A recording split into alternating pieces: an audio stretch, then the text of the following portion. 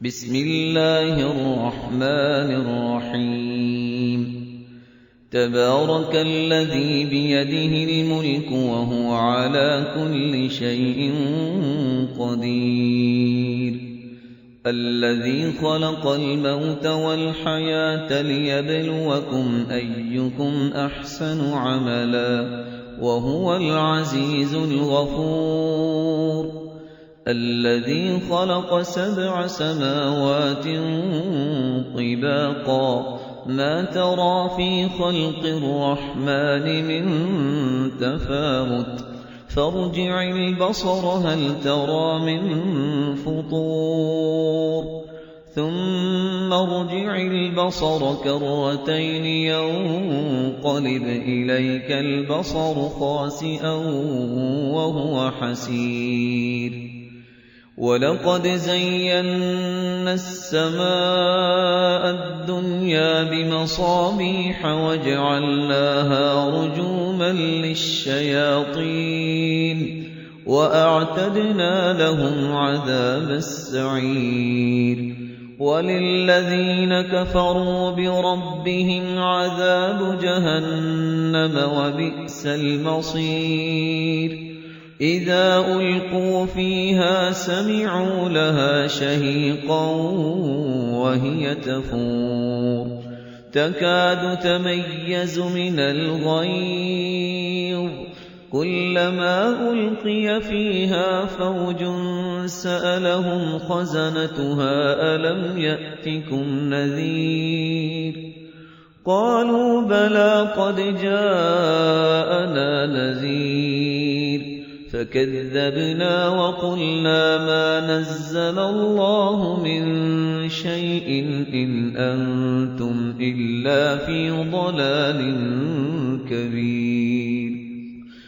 وقالوا لو كنا نسمع أو نعقل ما كنا في أصحاب السعير فاعترفوا بذنبهم فسحقا لأصحاب السعير إن الذين يخشون ربهم بالغيب لهم مغفرة وأجر كبير وأسروا قولكم أو اجهروا به إنه عليم بذات الصدور ألا يعلم من خلق وهو اللطيف الخبير هو الذي جعل لكم الأرض ذلولا فامشوا في مناكبها وكلوا من رزقه وإليه النشور أأمنتم من في السماء أن يخسف بكم الأرض فإذا هي تمور أم أمنتم من في السماء أن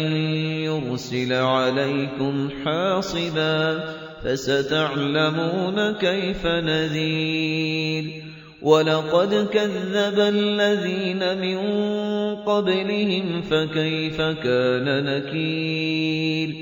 أولم يروا إلى الطير فوقهم صافات ويقبضن ما يمسكهن إلا الرحمن إنه بكل شيء بصير أمن هذا الذي هو جند لكم ينصركم من دون الرحمن إن الكافرون إلا في غرور أمن هذا الذي يرزقكم إن أمسك رزقه بل لجوا في عتو ونفور أفمن يمشي مكبا على وجهه أهدى أمن يمشي سويا على صراط مستقيم